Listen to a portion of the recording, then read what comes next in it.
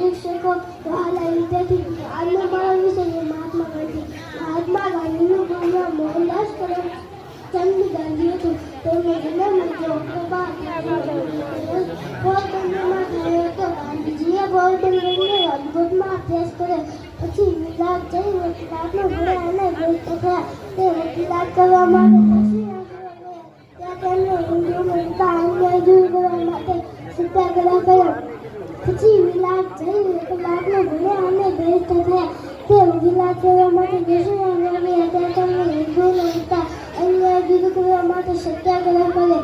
આફ્રિકાથી ભારત આવ્યા. તેમણે ભારતને આઝાદ કરવા માટે લડત ચલાવી. અંગ્રેજ હોય તેમને ઘણીવાર જન્મ મળે.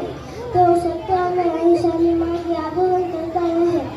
છેવટે ભારત દેશ આઝાદ થયો. ગાંધીજીનું જીવન સાચું હતું.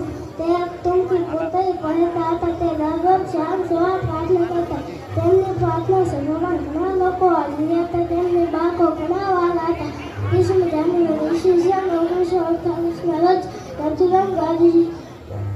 અતુલન ગોડસે ગાંધીજીભાઈ ગોળીબારને એક્સિડન્ટનું અવસાન થયું. દિલ્હીમાં જ્યાં તેમની સમાધિ આવેલી છે તે સ્થળ રાજઘાટ તરીકે ઓળખાય છે. ગાંધીજીને લોકો રાષ્ટ્રપિતાના નામથી ઓળખે છે. જય હિન્દ, જય ભારત. સરસ મજાની રજૂઆત. પછી આપણે કાર્યક્રમને આગળ ધપાવતા થોડી મસ્તી અને થોડો